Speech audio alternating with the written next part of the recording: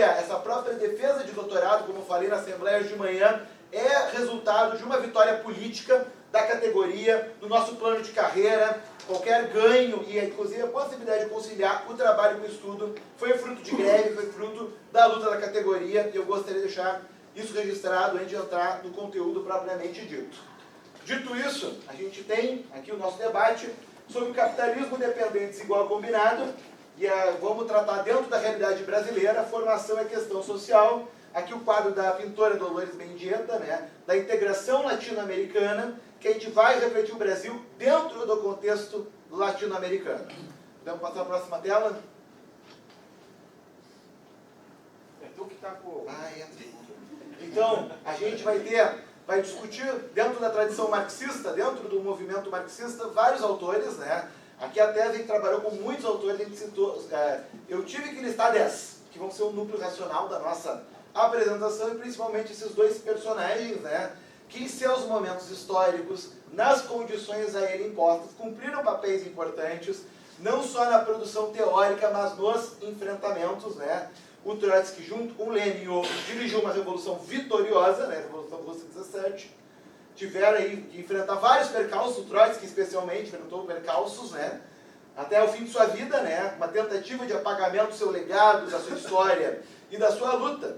E o Rui Mauro Marini, né, foi um importante militante da POLOP, né, e também um importante intelectual marxista, refletindo, né, o capitalismo brasileiro e latino-americano, e também teve, infelizmente, né, por décadas, a sua história ocultada, a sua história apagada, inclusive pelo hoje ex-presidente Fernando Henrique Cardoso, que operou na lógica de ocultar, de retirar o Rui Mauro Marini do debate público no Brasil. O que estes dois têm em comum, e esse vai ser um dos temas do nosso debate?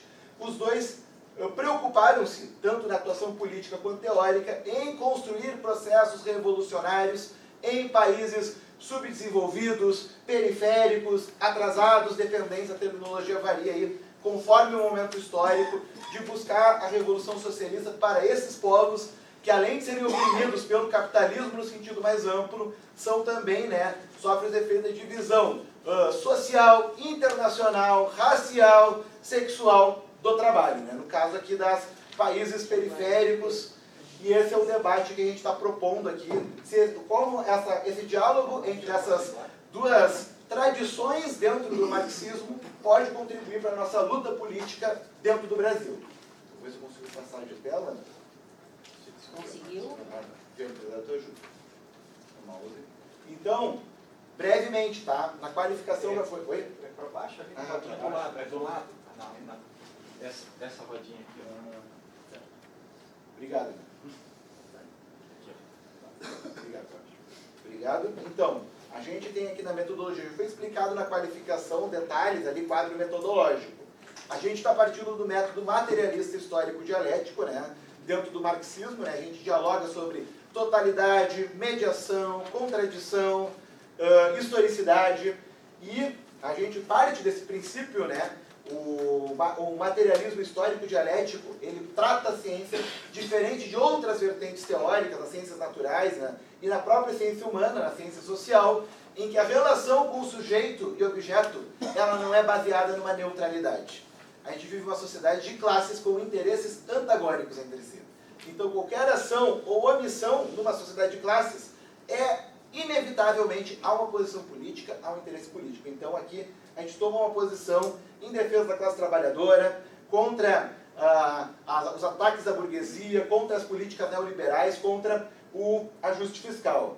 Aí acho que o zoom não dá para aparecer, que é a frase do Trotsky, né, que a lógica formal, o raciocínio lógico que a gente conhece, ele é baseado numa fotografia. E o Trotsky diz que a lógica dialética associa uma série de fotografias em movimento e gera um vídeo, gera um filme que pega a realidade em movimento à medida que se desenvolve historicamente, isso para ajudar a entender o que a gente quer dizer com o método dialético, com o materialismo dialético. A gente vai trabalhar com pesquisa bibliográfica, tese, dissertação, artigos aí da plataforma Cielo, aí para quem quiser procurar, indicadores do IBGE, DIEESE, IPEA e a Auditoria Cidadã da Dívida Pública. E a tese, ela está estruturada em níveis de abstração, o conceito aí do Jaime Osório, é um bom método de investigação, mas não é o melhor método de exposição, já adianto aqui, e a estrutura que vai ser apresentada aqui não vai ser essa, mas para as pessoas entenderem, para todo mundo aqui entender, os níveis de abstração que o Jaime Osório propõe é basicamente aquela lupa de que a gente dá zoom em imagem, em texto. Quanto mais abstrato for, a gente enxerga mais elementos, com menos graus de detalhamento. E quanto mais a gente aproxima a lupa do objeto, do fenômeno, vai tendo mais concretude e mais detalhe. E aí, a nosso estudo, quais são os níveis de abstração? O modo de produção, no caso capitalista, o mercado mundial que divide o mundo entre as potências imperialistas e as periferias dependentes, o padrão de reprodução do capital, que é um conceito que o Marini propõe e o Jaime Osório vai desenvolver, vamos explicar mais à frente, a formação social brasileira, essa historicidade particular do Brasil dentro desse mundo capitalista e a conjuntura, né, os momentos históricos, né, em que se dá, né, os fenômenos com maior detalhamento, com uma maior profundidade. Essa é a proposta aqui nossa, e aí, como eu disse, é um bom método e a gente vai agora pensando o marxismo no nosso sentido. De um modo mais amplo, o materialismo histórico, como eu expliquei, né, tem essas categorias-chave, né, da totalidade, da contradição, da mediação e da historicidade, e essa tese em especial vai discutir muito totalidade e particularidade, né, do Brasil, da América Latina frente ao mundo capitalista. Dentro dos fundamentos do marxismo, nós temos também a crítica da economia política, a lei do valor, a mais-valia, a lei de acumulação do capital, a lei da queda da taxa de lucro e a teoria das crises do Marx, vai ser também tratado a respeito disso, e da política, né? A política revolucionária, a praxis revolucionária, ou seja, a luta de classes, a teoria do Estado, a teoria da revolução, inclusive a teoria do partido e o internacionalismo revolucionário aí, que por já há séculos orienta o movimento marxista.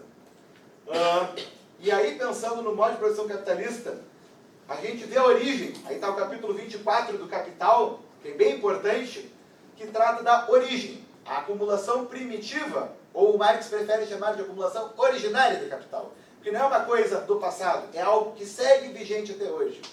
O capitalismo surgiu, e aí a imagem eu acho que é autodescritiva, ele se tornou possível enquanto modo de produção através da expropriação das terras camponesas, através do colonialismo na África, nas Américas, o sistema protecionista, o sistema tributário, que também se impunha nas colônias e das dívidas públicas, das dívidas de Estado, que também cumprem um papel hoje de acumulação. Muito se fala, quando a gente estuda a acumulação primitiva do Marx, e o Giovanni nos apresentou em aula o livro do Léo Huberman, A História da Riqueza do Homem. Mas pouco se fala a importância da colonização, do genocídio, do saque, do escravismo nas Américas, na África, como elemento fundamental para consolidar o capitalismo a nível mundial. O Eduardo Galeano, inclusive, no Veias Abertas, cita isso, né?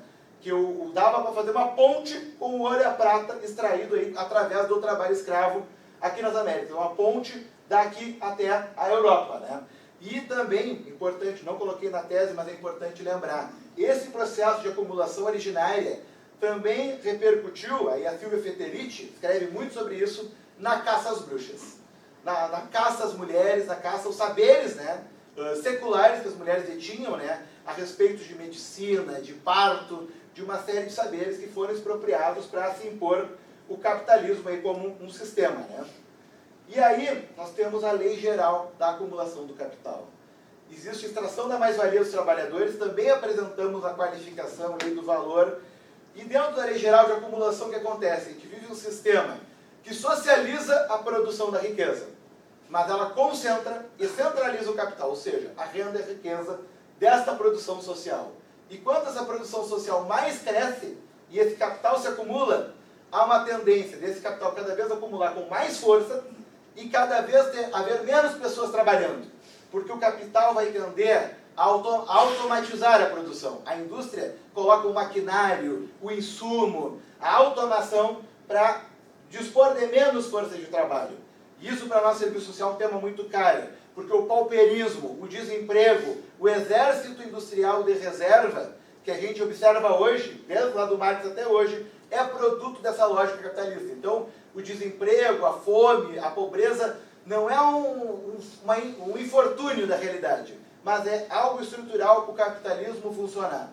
Essa fórmula algébrica mostra aqui que o capitalista usa o dinheiro para comprar força de trabalho, que o F, e meios de produção, insumos, máquinas, equipamentos, e à medida que a força de trabalho usufrui desse equipamento para produzir mercadorias, produtos, serviços e vender, acrescido de lucro. Esse lucro, esse D', é fruto da exploração do trabalho alheio, do suor da trabalhadora e do trabalhador que produz essa riqueza. E esse dinheiro é reinvestido para obter um lucro cada vez maior, explorando trabalhadores, usando esses equipamentos e maquinário e, tendencialmente, né, se a origem do valor de toda e qualquer mercadoria ou serviço é a força de trabalho nela empregada, e a força de trabalho que produz esses equipamentos, ela repassa o seu valor. A gente tem uma geladeira velha em casa, as pessoas falam, a geladeira está se pagando, a máquina de lavar está se pagando, depois estraga. É a depreciação da força de trabalho que foi empregada para construir esses equipamentos. E à medida que o capital tende à automação, tende a aumentar, né, a composição orgânica, há uma tendência à queda da taxa de lucro. Aí, cada vez o capital produz, a taxa percentual do lucro, não o número absoluto do lucro, e isso inevitavelmente leva às crises. A crise da superprodução de mercadorias, e como os trabalhadores estão sem emprego, tem um exército de reserva que pressiona os salários para baixo, disciplina a força de trabalho a não fazer greve, a não ter sindicato, tudo isso serve nesse sistema e, inevitavelmente, leva às crises cíclicas estruturais. A crise de superprodução é a mais clássica, a mais convencional, tem outras crises aí que envolvem capital fictício, enfim, mas esse é o exemplo mais tradicional para explicar. E, dada essa tendência à queda da taxa de lucro, a longo prazo, o que os capitalistas fazem? Pelo menos os mais qualificados, e alguns nem o Marx, entre esses qualificados. Eles vão apelar para quê? Para o aumento da exploração do trabalho, o aumento de emprego, redução de salário, compressão de salário, barateamento de meios de produção, de mercadorias, o mercado externo, vão apelar para o mercado externo, para as exportações, e o capital a juros e o capital fictício, ou seja, capital a juros. Um capitalista empresta para o outro abrir um negócio, produzir algo e obter parte dessa produção, dessa exploração dos trabalhadores, enquanto juros, e o capital fictício que entra na roda da especulação, na bolsa de valores, entra a dívida pública, entra debêntures, todos esses papéis aí do sistema financeiro que hoje estrutura o modo de produção capitalista. E também, em último caso, os capitalistas vão apelar para as guerras. O que está acontecendo, o genocídio está acontecendo hoje na Palestina, é o capital buscando conter a queda da taxa de lucro. É a indústria bélica operando com esses grandes potências imperialistas, destruindo povos, destruindo cidades, destruindo meios de produção, que é uma outra forma, é a última forma do capitalismo conter a crise e conter a taxa de lucro. E nesse contexto, né, as potências imperialistas, né, na virada do século XIX para o século XX, elas transformam o capitalismo concorrencial em monopolista. É a época do imperialismo, né, o Lenin traz aqui o imperialismo faz superior do capitalismo, tá, aqui, a imagem aqui atrapalhando a foto do Lenin, né, depois a gente ajeita isso, né, e aí nessa obra, né, o Lenin tem uma vasta obra, mas essa do imperialismo, o que ele está descrevendo, o que está acontecendo na virada do século XIX para o XX? O capital financeiro e o capital produtivo industrial se unem, se transformam em algo único. O capital bancário investe na produção, o industrial investe no sistema bancário, se tornam uma coisa só. E aí eles formam conglomerados, trusts, cartéis, holdings, e começam a dividir, até eu botei aspas na partilha do mundo aqui que o Lenin usa, né, no imperialismo, porque essa partilha não é uma coisa fraterna. Quem já ouviu falar do Tratado de Berlim, né, que pegaram um mapa da África e dividiram na régua. A partilha do mundo é essa, é colonialismo, é guerra, é morte. É essa a partilha do mundo e, obviamente, a exportação de mercadorias, de investimento, de dívida, e essas potências imperialistas fazem isso mundo afora. Podemos passar para a próxima, vamos ver se eu consigo. E aqui, a Rosa Luxemburgo, dentro desse debate do imperialismo, né, tem duas obras importantes dela, da Acumulação de Capital e o Reforma ou Revolução. Também, vale lembrar, saiu recentemente o livro da Luciana Genro, também sobre a Rosa Luxemburgo, vale a pena ler também. Sobre esse tema, a Rosa contribui no estudo do imperialismo a respeito desse processo de acumulação de capital, e ela observa essa partilha entre as potências imperialistas, no Egito, na China, na Índia, o quanto as dívidas, o quanto os investimentos, as estradas de ferro que foram sendo construídas nesse período foram formas, né, dessas potências imperialistas transformarem, né, esses países em formas de transferir riqueza e valor para essas potências, né, através desse colonialismo. E aí, no debate do Reforma ou Revolução, que é outra obra mais conhecida, a Rosa ela descreve o embate secular já entre os reformistas e revolucionários.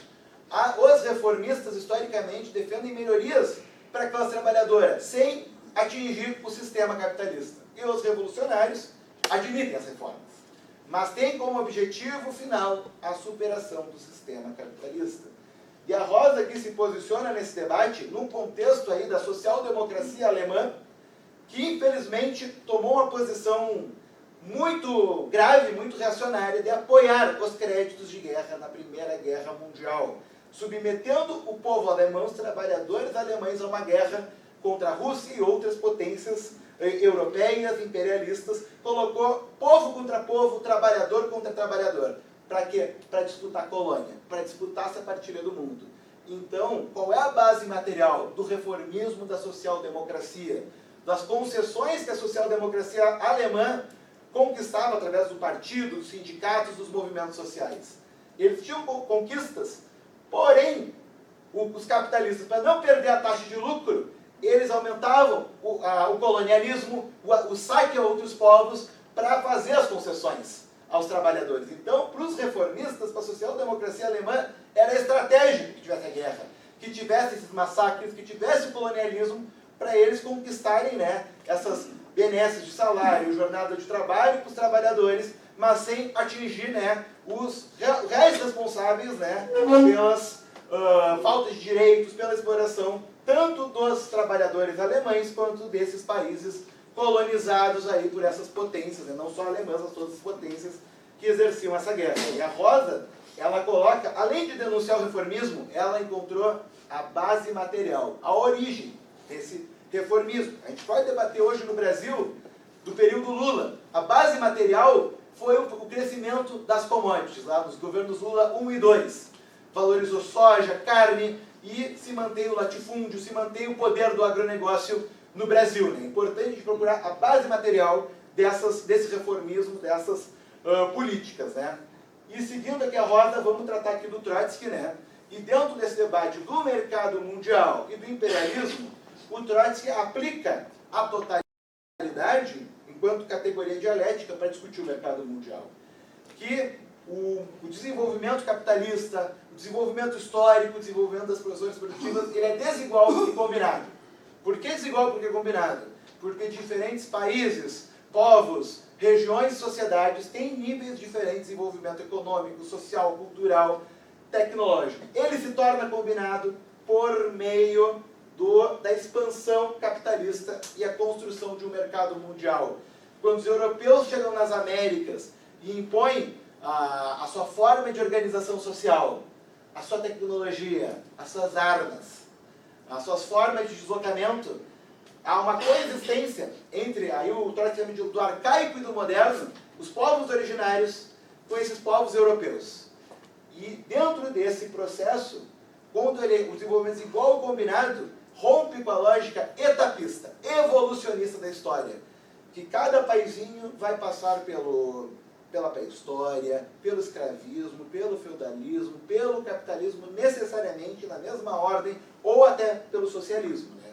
Aqui essa tese rompe com a visão do marxismo do século XIX, em que as revoluções necessariamente deveriam ou iriam começar nos países centrais, nos países imperialistas. E essa tese do desenvolvimento igual e combinado subsidiou uma outra teoria do Trotsky, né, que é o que fundamenta o trotskismo, em última instância, que é a teoria da revolução permanente. E dessa coexistência do arcaico e do moderno, ele falando da Rússia, de 1917, ele estava buscando como tornar possível a Revolução Russa. E nesse processo, há uma coexistência de arcaico e moderno.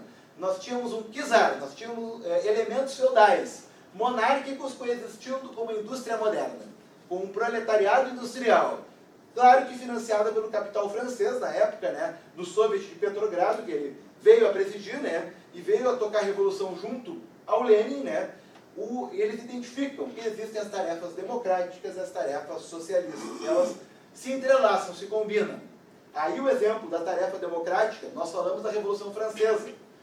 Liberdade, igualdade e fraternidade. É a república, é as liberdades individuais, é o fim da monarquia, no caso do czar ali na Rússia, é a distribuição da terra. Essas tarefas democráticas, em países periféricos, em países atrasados, que é o termo que o Trotsky usa na época, elas se entrelaçam com as tarefas socialistas.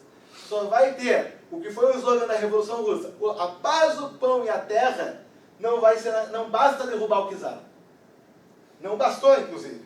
Para ter a paz, o pão e a terra foi necessária a Revolução Socialista, para ter essas conquistas mínimas que revoluções democráticas, francesas, outras revoluções nos países centrais conquistaram parcialmente. E esse debate, aqui para o Brasil, para a América Latina, é fundamental, porque o Brasil agora, em 2024, não teve reforma agrária. A gente não tem sequer a democracia representativa burguesa consolidada, com todas as tentativas de golpe. Então, o Trotsky traz o programa de transição. A tarefa democrática, a tarefa socialista, o programa mínimo e máximo se entrelaçam. Nós queremos conquistar algo e a gente só vai conquistar no socialismo. Até falando da nossa greve aqui, da Surgs e da Fazubra. Queremos reajuste, queremos conquista para a nossa carreira. Só vamos conquistar isso se a gente reverter a política neoliberal do Haddad, o arcabouço fiscal, essa lógica de déficit zero.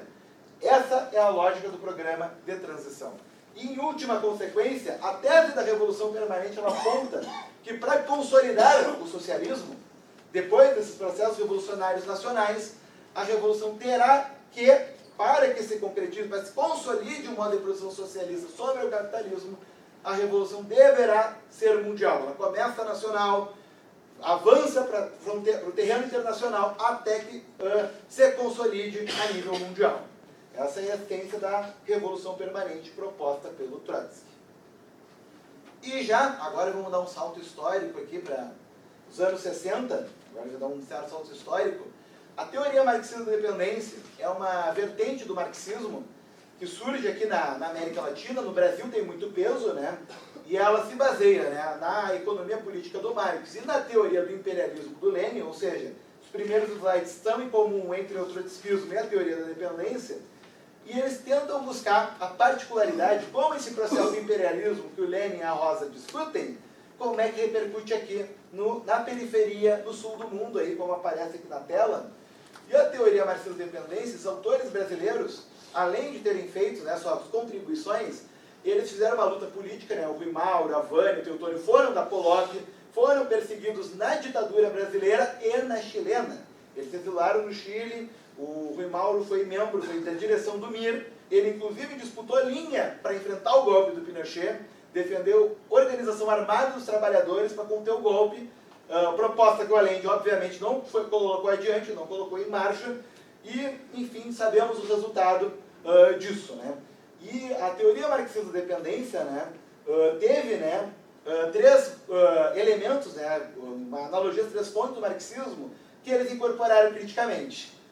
Aqui há uma crítica, né, desses autores da CEPAL, que é o do Raul Prebisch, do Celso Furtado, da Maria Conceição Tavares, que recebeu o prêmio recentemente, que eles tinham a teoria do desenvolvimentismo, acreditavam que bastava industrializar o Brasil, a Argentina, Chile, que haveria um desenvolvimento similar aos países europeus, aos Estados Unidos, né? O etapismo do PCB, do Partido Comunista, que já vinha dessa orientação internacional, né, da Terceira Internacional, que eles acreditavam que o Brasil, que a América Latina eram países feudais e que era necessário uma unidade com a burguesia para uma modernização capitalista. Que era necessário enfrentar o imperialismo e o latifúndio, sendo que a própria burguesia latino-americana é majoritariamente latifundiária, e essa foi a tese etapista em que deveria-se, antes de cogitar o socialismo, buscar, né, o desenvolvimento capitalista, a modernização capitalista, e eles também dialogam, eles são muito influenciados, né, pelo movimento guerrilheiro da Revolução Cubana, do foquismo, né, que foi uma outra revolução vitoriosa, porém o foquismo transformou o sucesso cubano na regra geral, a ser aplicada em toda a América do Sul, em toda o Caribe, em toda a América Latina, né. Tivemos camaradas, né, de várias organizações políticas no Brasil, na Argentina, no Chile, no Uruguai, que apostaram a vida na via guerrilheira e infelizmente tombaram, né, na melhor das intenções, na melhor vontade de enfrentar as ditaduras civis militares que foram vividas, né, aqui nós no Brasil estamos completando 60 anos, né, ao final desse mês, do golpe militar de 64. E nessa incorporação crítica, eu vou trazer mais um autor, que é o André Gunder Frank, que ele é um autor polêmico, nem todo mundo considera ele parte da teoria marxista da dependência. Ele, inclusive, rompe com o marxismo ao final da vida, né, nos últimos textos dele, né, mas ele tem uma contribuição muito importante. Ele trabalha com a tese do desenvolvimento do subdesenvolvimento. Que o desenvolvimento capitalista nos países centrais, ele se condiciona pelo subdesenvolvimento dos países dependentes. E vice-versa, um condiciona o outro dialeticamente, né, então dialoga com a ideia de desenvolvimento dele ser desigual e combinado, né, que para existir desenvolvimento nos Estados Unidos, no Japão, na Europa, na China, tem que haver o desenvolvimento no restante do mundo. E ele também propõe a ideia das metrópoles e dos satélites. Dentro de cada país, de cada região, vai ter um espaço que vai concentrar o desenvolvimento em contrapartida do subdesenvolvimento do restante daquela região, né? Cria-se enclaves, né? Ele usa como exemplo, no caso do Brasil, o Nordeste, que era pujante no ciclo do açúcar, e deixou de ser em favor do Rio, São Paulo, Minas, por essa lógica do desenvolvimento, do subdesenvolvimento. E o Gunder Frank, ele compra uma briga, ele compra uma polêmica muito importante, essa sobre o feudalismo, que o Gunder Frank, né, não é o único, mas é um dos primeiros a fazer essa polêmica, né, com a tese etapista, a tese do Nelson Werneck Sodré, em que ele coloca, né, que o Brasil é capitalista desde 1500, que a América Latina já vive o capitalismo desde a colonização e que nunca houve feudalismo, né? E dentro dessa perspectiva, ele aponta, né, e na fase mais radical dele, né, inclusive o texto que o professor Emil nos apresentou em aula, né, do Gunder Frank, né, em que ele coloca um debate, né, ele já estava também muito incentivado pela Revolução Cubana, e as organizações que tinham leitura etapista entendiam que devia ter unidade com a burguesia local. O Gunder Frank vai dizer o contrário, que o inimigo tático imediato é a burguesia local, é o latifúndio local, e o inimigo estratégico é o imperialismo, é a burguesia internacional. E essa é uma tese que se fez presente, né, em vários processos revolucionários, né, e rompe com essa lógica da etapista. Vamos esperar o capitalismo chegar e na volta a gente compra se vamos falar em socialismo, se vamos falar em algo de outra natureza, né. E aí esse debate aqui, a gente teve esse debate sobre a colonização das Américas. O Nelson Werneck, o PCB Internacional, tem essa caracterização feudal da América Latina. O Gunder Frank, o Rui Mauro também dialoga com isso, do capitalismo desde o período da colonização.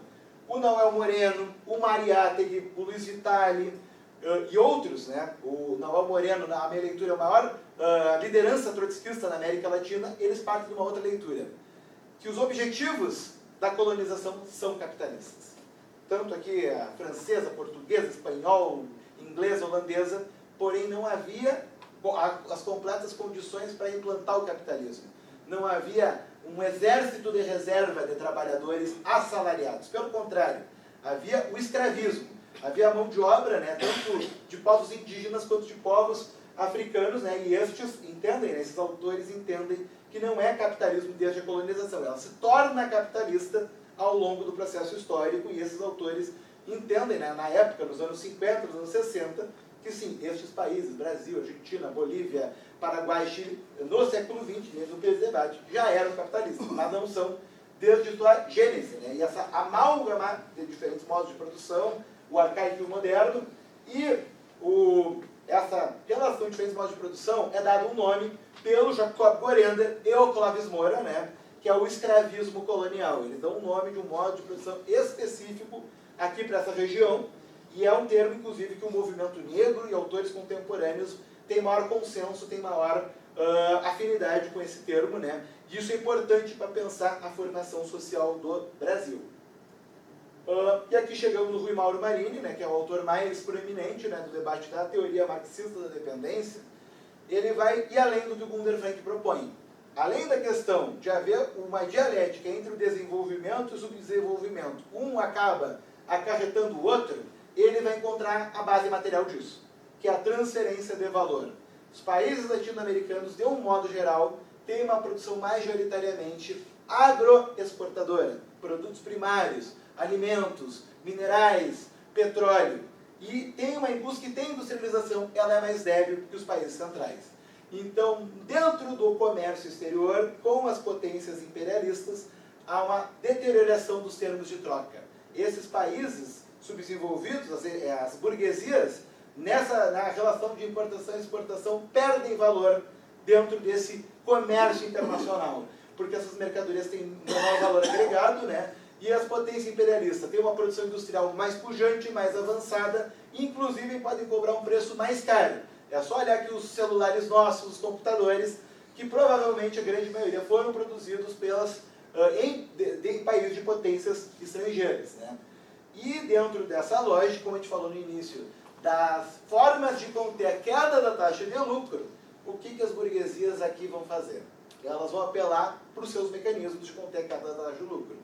E o principal deles é a superexploração da força de trabalho. Eles estão perdendo no mercado estrangeiro, eles vão repor essa perda, eles vão buscar contrarrestar a perda através da exploração do trabalho. Vai explorar ainda mais os trabalhadores, depois eu vou mostrar os mecanismos da superexploração do trabalho, que é a forma, né, é uma tendência que um trabalhador, aqui na América Latina, na África e na Ásia, vai ter condições de vida e de trabalho infinitamente piores que nos países centrais, embora nos países centrais ainda exista exploração capitalista, mais-valia, tudo isso segue existindo.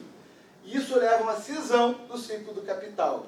Como é uma economia majoritariamente exportadora, Brasil produz quais produtos de exportação do Brasil? Soja, petróleo, minério de ferro, milho e carne vermelha.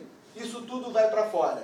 Então não há um interesse, do ponto de vista da burguesia brasileira, argentina, uruguaia, desses países todos, em que os trabalhadores tenham um grande poder de consumo, que tenham salários relevantes e que haja também, aí vamos puxar para o serviço social, que haja serviços sociais públicos, que haja políticas sociais efetivas. Não interessa para a burguesia que o SUS funcione, não interessa que as universidades públicas funcionem, porque existe a cisão do ciclo do capital. O trabalhador tem que ralar trabalhando e não ter direito algum, não ter um salário condizente aí para suprir suas necessidades. E esse processo também leva alguns países dentro do contexto latino-americano a despontarem mais em termos de desenvolvimento, industrialização e se tornarem potências subimperialistas, potências regionais, com capacidade de dominação e extrair valor dentro da região. Aqui o Brasil é um caso mais visível. A própria Guerra do Paraguai, as tropas de paz do Haiti, que o general Heleno e vários golpistas aí de carteirinha tiveram lá no Haiti, praticaram um genocídio numa política subimperialista. As próprias hidrelétricas lá da Bolívia, né, tem o mestrado do Marcos Viana, que discute muito bem sobre isso, do papel subimperialista do Brasil, em que ele extrai a riqueza desses países e continua transferindo para as potências maiores, né, para as potências imperialistas. De fato, acaba sendo um elo menor dentro da cadeia imperialista. E o Rui Mauro vai também propor o conceito de padrão de reprodução, que mais adiante no slide do Jaime a gente vai explicar. A superexploração da força de trabalho, detalhe importante, ela não é uma coisa recente das novas formas de precarização do trabalho. Ela é anterior, ela é estrutural na América Latina. No Brasil, mesmo após a abolição da escravidão, o padrão era o trabalho precário, sem condições, sem a formalidade, desde o fim do escravismo colonial e o capitalismo. E a superexploração tem mecanismos. E esses mecanismos se agravam com terceirização, pejotização, enfim, uberização, todas essas formas precárias, trabalho análogo, escravidão, isso tudo coexiste com a ideia de superexploração. E quais são os mecanismos que o Rui Mauro indica? O aumento da jornada de trabalho. Países europeus, a tendência de jornada de trabalho é em torno de 30 e poucas horas. E aqui no Brasil, México, Argentina, em torno de 40, 44 horas. Em outros países, maior ainda. Né? Uma tendência, uma maior jornada de trabalho, maior exploração. Um aumento da intensidade do trabalho, que é independente do tempo de trabalho. O desgaste físico e mental do trabalho. E agora, na pandemia, inventaram o tal do teletrabalho para controlar o trabalhador através da intensidade, da produtividade, não só física, mas mental também. Essa é outra forma de superexploração. E o pagamento dos salários abaixo do valor aí necessário de subsistência, valor histórico-moral, que o Marx cita, né? E aí temos aí os dados do GES, né, de fevereiro desse ano. Segundo o GES, o salário mínimo necessário para cumprir os requisitos da Constituição, artigo 6º da Constituição Federal, do salário mínimo, alimentação, saúde, lazer, enfim, todas as necessidades sociais, aluguel, escola, o salário mínimo de GES calcula R$ 6.900 para uma família de até 4 pessoas. E o salário mínimo formal, reconhecido na lei, 1.412. É uma discrepância de 5-1, que é outro indicativo da superexploração da força de trabalho. E semana passada saiu o PL, né, da Uber, dos aplicativos, né, todos devem ter ouvido falar. Além do projeto não reconhecer vínculo empregatício, eles determinam para o motorista do Uber poder ter direito ao salário mínimo, esse 5 vezes menor do que o seria necessário de defasagem, e ter direito a recolher INSS, ele teria que trabalhar de 8 a 12 horas.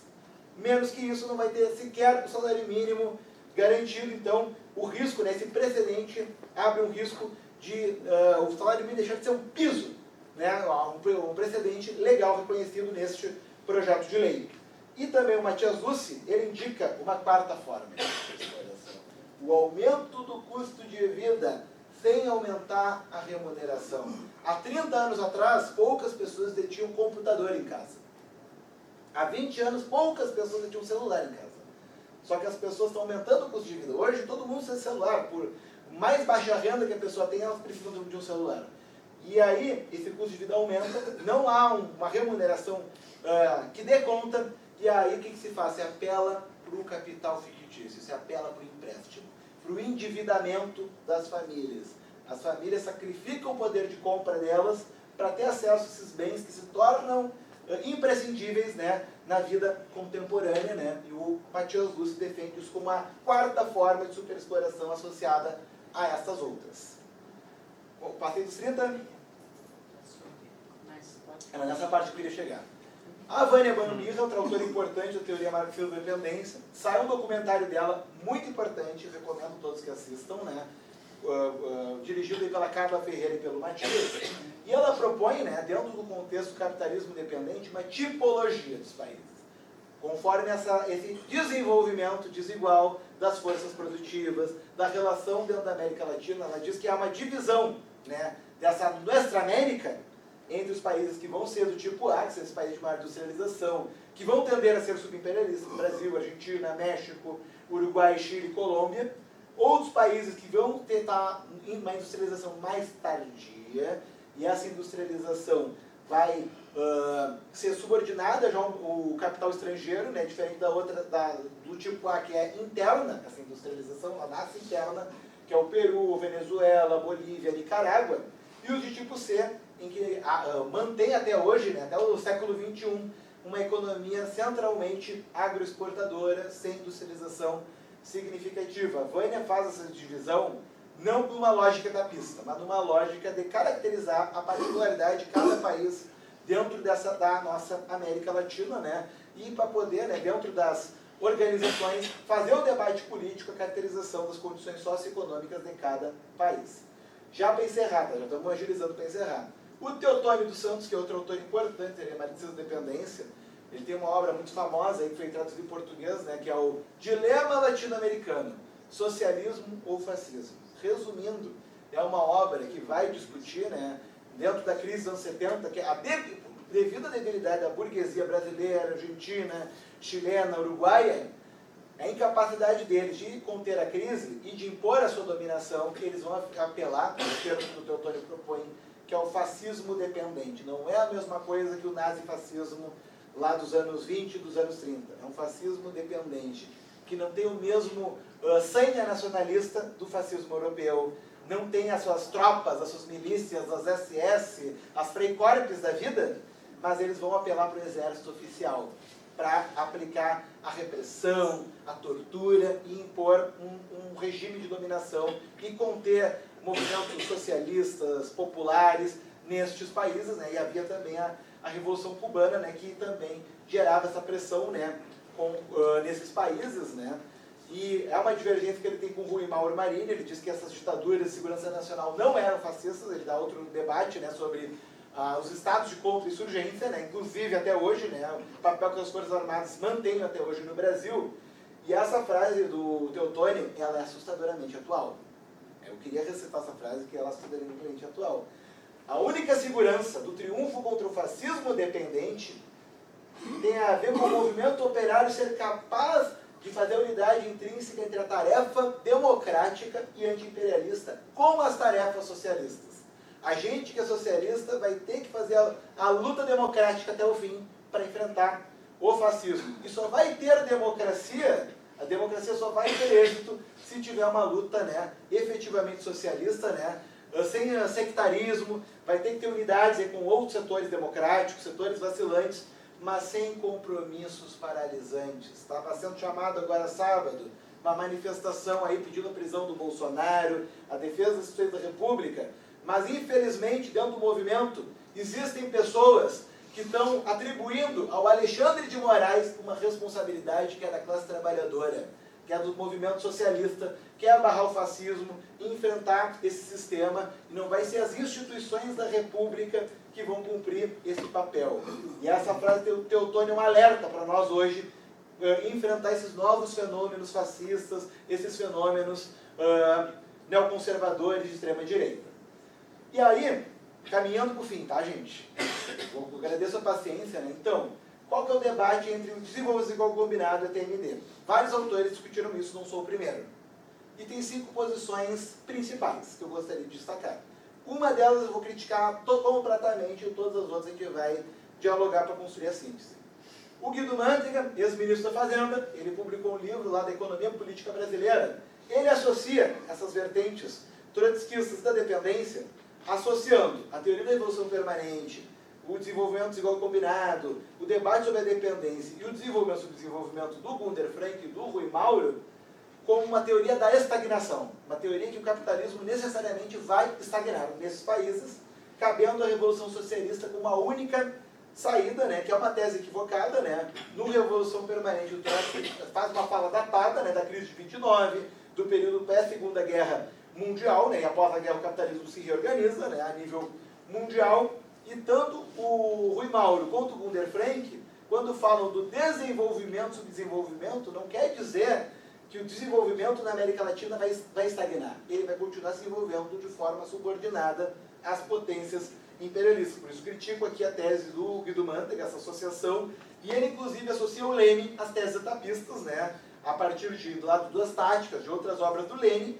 Porém, quem leu as teses de abril, lá de 17, depois da Revolução de Fevereiro, sabem que na prática o Lenin não foi etapista. E deu cabo ali do Kerensky, né, foi feita ali a Revolução Socialista de Outubro. O Michel Lovy, que é vivo até hoje, né, uma importante referência no trotskismo, no ecossocialismo, ele diz que o Gunder Frank, o Rui Mauro, o Teotônio e a Vânia, embora não se declarem trotskistas, eles retomam o desenvolvimento desigual combinado por outros termos. Por outro caminho teórico eles convergem. Tem outros autores que convergem. Mário Júnior, o Felipe Demier, o Franklin Mello, vários que estão aqui citados na tese, né, caminham para esse entendimento que é o mais aceito, né, na bibliografia aqui pesquisada, esse entendimento do Michel Lovy. O Ronald Chicotte, que é um americano que estudou o trotskismo da América Latina, né, influência teórica e política, ele falou do Moreno, agora estou o camarada da Bolívia, enfim, vários nomes, né, dentro do trotskismo na América Latina, e ele coloca, né, que é um acordo entre o Gunder Frank, o Rui Mauro, o Teotônio, a Vânia, dentro do desenvolvimento igual combinado, porém não na revolução permanente. Eles não, pelo menos eu não encontrei nenhuma obra destes aqui que defenda a revolução nos países centrais. Se preocupem em estudar a revolução nos países centrais. Não é que eles sejam contra, mas a estratégia que eles apontam, a revolução na América Latina, nas periferias. E já a revolução permanente vai buscar a revolução nas periferias e também nos países centrais. Né? Essa é a diferença que o Chilcott aponta, né? Que tem um consenso na análise, mas tem uma divergência estratégica. O Matias Lucci, ele vai defender que estão em diferentes níveis de abstração, que o desenvolvimento igual combinado ele é mais abrangente, está numa camada, né, da abstração mais abrangente dentro do capitalismo, e a teoria da dependência está numa camada mais concreta. Portanto, não há relação, né, sendo que a dialética não é mecânica, né, não há, os níveis de abstração eles dialogam, né, entre si, e todos os autores aqui vão discutir em todos os níveis de abstração, não vão parar em um ou outro. Né.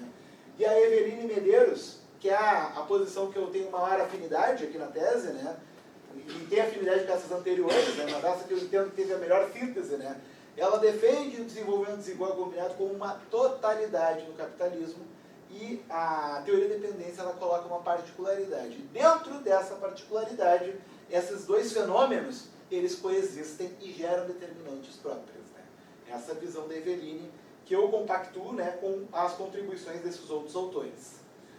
E aí, dentro da formação social brasileira, né, que é um país que foi formado dentro do contexto do escravismo colonial, essa mesma autora, Eveline, diz que o Brasil, a colonização das Américas e do Brasil, ao mesmo tempo criou a centralidade do capital e criou a periferia, justamente em função desse desenvolvimento desigual combinado. E não tem como falar da formação social brasileira, desde a colonização, sem falar do racismo e sem falar do heteropatriarcado. E o racismo do Brasil, além de estrutural, ele está diretamente vinculado à superexploração da força de trabalho, porque a superexploração ela não é homogênea entre os trabalhadores brasileiros e trabalhadoras. Entre homens e mulheres tem diferente intensidade de superexploração. Entre brancos e negros tem diferente intensidade de superexploração. E a própria lei de terras e o processo da abolição, ou seja, da transição do escravismo colonial para o capitalismo dependente, ele se deu por quê? Na construção do latifúndio, da negação do acesso à terra para essa população negra que foi escravizada e colocada no papel de exército de reserva de força de trabalho.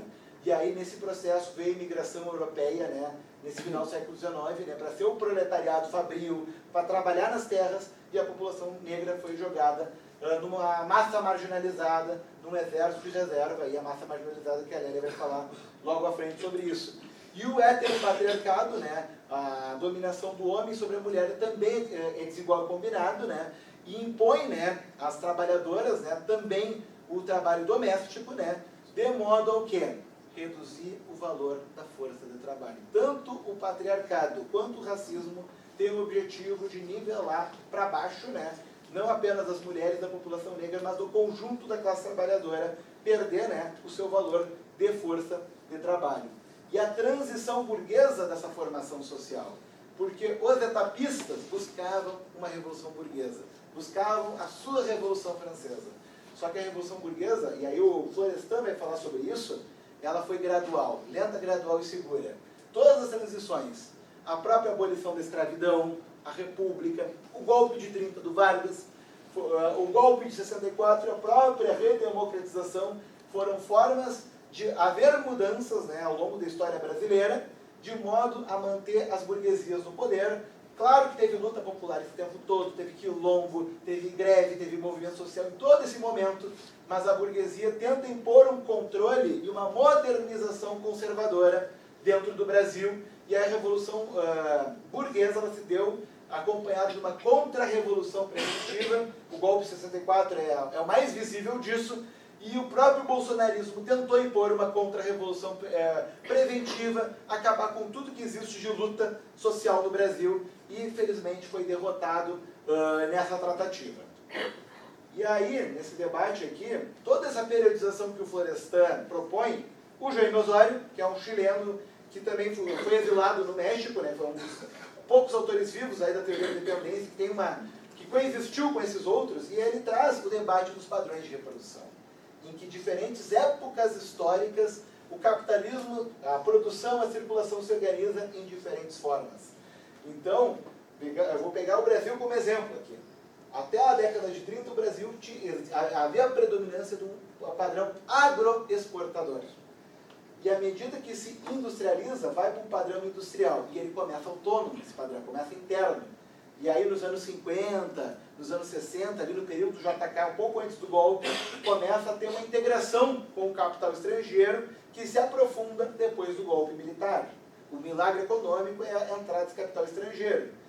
E após, né, o fim da ditadura, a redemocratização coincidiu também com o neoliberalismo, né, no Brasil, na América Latina, e aí se impõe um outro padrão de especialização produtiva. Não é à toa que dos anos 80 para os 90 até hoje, começa um processo de desindustrialização do Brasil, de reprimarização. O Brasil ainda é um dos, em termos de industriais, é um dos maiores da América Latina, mas a economia cada vez começa a se basear mais no agronegócio, na commodity, né, que esse é o termo mais contemporâneo, né, e no mercado financeiro, que é característica desse padrão de reprodução que é neoliberal. Cito também aqui a Lélia Gonzalez, né, uma importante autora negra, né, que vem sendo retomada hoje em dia, né, por muito tempo ela foi apagada também, as contribuições foram apagadas. E aqui essa frase é interessante, que ela também busca a base material do racismo e do sexismo na história brasileira.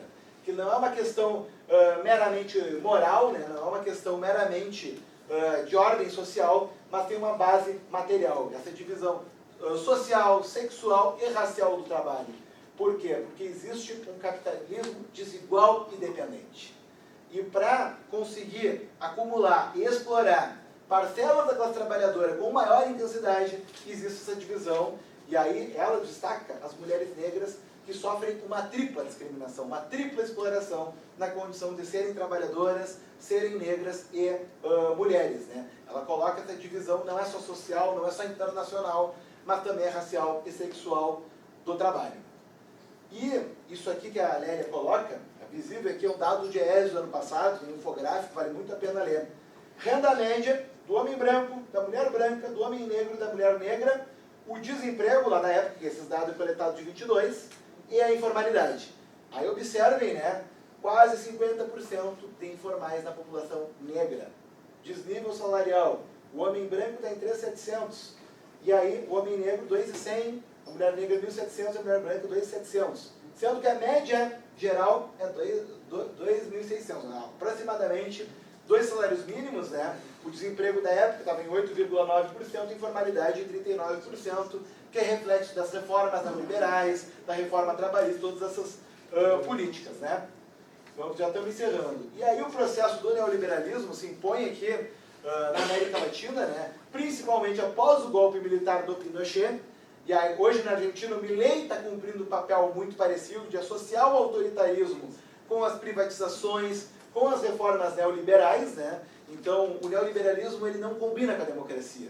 E aí tem muito pretenso democrata que defende políticas neoliberais, que por trás delas tem sangue, tem tortura, tem ditadura por trás delas. E aqui o Pedro Frenz ele fala uma coisa muito importante. Na realidade atual, ela responde à lei do desenvolvimento desigual e combinado. A crise contemporânea, que é multidimensional, a crise ecológica, econômica, social, política, ambiental, é reflexo dessa dominação neoliberal, dessa mundialização do capital, dessa concentração de capital e o aprofundamento da desigualdade que é o que a gente vem vivendo aí nesse virada aí do século XX para o XXI. E no Brasil, esse neoliberalismo, ele se expressa na nova república, né? Após a Constituição de 88, em diferentes governos com diferentes níveis de adesão ao neoliberalismo. E a gente tem o neoliberalismo mais ortodoxo do Collor, do FHC, né? O tripé macroeconômico que está vigente até hoje, o superávit primário, o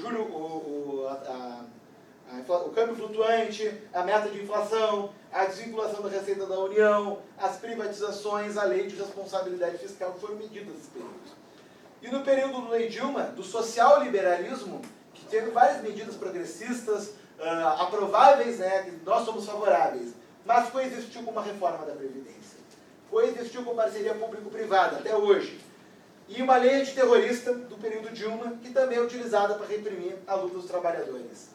Só que do golpe militar para cá, golpe parlamentar para cá, de 2016, né, o período Temer e Bolsonaro também teve medidas neoliberais, né, o novo regime fiscal, teto de gastos, reforma trabalhista, a reforma da Previdência, o Futurice e a reforma administrativa, eu digo aqui com orgulho, foram duas medidas que a luta da classe derrubou. Nós derrubamos o Futurice com o tsunami da educação, com gente em massa na rua, e nós derrotamos a reforma administrativa proposta pelo Bolsonaro, pelo Paulo Guedes, que acaba com a estabilidade no serviço público, e esse tem que ser o nosso método para enfrentar essas medidas neoliberais. E hoje em dia a gente está numa cilada, que a gente está entre o fascismo e o social-liberalismo. E infelizmente ainda existem medidas neoliberais que nos atingem diretamente. O próprio arcabouço fiscal, né, que acabou se tornando, aí, segundo a Fatorelli, da Auditoria da Dívida Pública, o David De Caixa, né, que estudaram a fundo o tema, é uma forma de manter a lógica do teto de gastos antigo do Temer, a ponte para o futuro, que também foi um pouco que orientou o programa pós o golpe de 2016, de não haver gasto social, não haver um aumento significativo para a saúde, para a educação, para funcionalismo, para as necessidades sociais.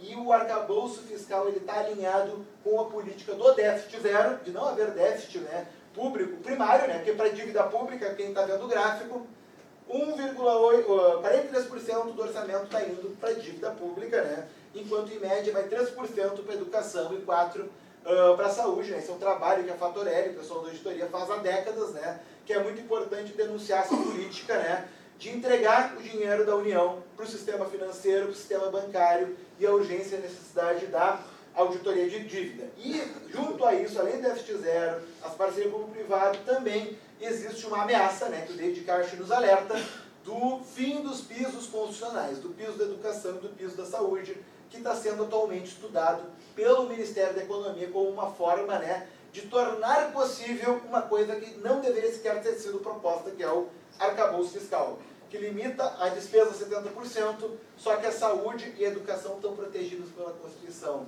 Elas crescem 100% da arrecadação. É permitido usar 100% da arrecadação para a saúde e a educação, e o Ministério da Fazenda, a Secretaria do Tesouro, quer fazer uma PEC, uma emenda da Constituição, para que estas despesas da saúde e educação se adequem ao arcabouço fiscal. Então a gente vive um período de unidade e independência. Vamos ter unidade para defender a democracia, para defender direitos, enfrentar o fascismo. Mas independência, né, frente a esse governo, frente às instituições da República e essas políticas que também nos atingem. Né? Essa síntese aí que estou propondo aí para a conjuntura já. E aí a gente já chegando aqui, aí peguei uma frase aqui do Teotônio, né, que o Estado brasileiro ele foi afogado pela dívida pública, sem espaço para um investimento social significativo em política social e sequer, né, para nós, né, para um modesto funcionalismo público, esse modesto funcionalismo público que está em luta, que está em greve aqui, a nossa Assembleia agora, segunda passada, que deflagrou a greve, a luta aí para reverter esse quadro. Vamos para as considerações finais. Agradeço quem esperou até aqui. Vou resumir. Então, a gente colocou que a colonização e o escravismo foi fundamental para a acumulação do capital. O mercado mundial constrói centros e subcentros, né, de dominação e periferias, né, uns vão se desenvolver às custas dos outros. Tanto o desenvolvimento desigual combinado quanto a teoria da dependência tem as suas convergências na totalidade, na economia política, no internacionalismo e apostar na auto-organização dos trabalhadores para resolver os seus problemas históricos. E seus principais expoentes enfrentaram diferentes conjunturas e enfrentaram tentativas de apagamento das suas histórias e ideias, inclusive dos aparelhos comunistas oficiais, né? E existe essa relação de totalidade e particularidade. E aí, vamos para fechar, última tela, né? E aí, essa amálgama arcaico e moderno, nós temos a agricultura mais avançada, os mais avançados do mundo, e a gente coexiste com a fome, com a insegurança alimentar. Nós temos uma tecnologia de celular e as pessoas estão fazendo jornada de 12 horas em moto, em carro, num trabalho precário. A gente tem uma produção avançadíssima em várias áreas que coexiste com o trabalho análogo à escravidão. E a dívida pública impõe o ajuste fiscal. E ele é desigual combinado. O ajuste fiscal no Brasil é um, na Espanha é outro, nos Estados Unidos é outro, né? E a dívida ela atravessa todo esse momento histórico. o patriarcado e o racismo se associam, né, junto com a exploração, com a superexploração dos trabalhadores, né, da classe trabalhadora, que ela é heterogênea, né? E para encerrar, né, a crise brasileira que nós estamos vivendo, ela não vai ser superada apenas pela conciliação de classes e apenas por uma luta antifascista. A luta tem que ser necessariamente anticapitalista. E eu trago aqui o movimento, a greve geral na Argentina, e essa foi a saída para derrotar as medidas fascistas do Milei. Fica um abraço a todos e obrigado por tudo.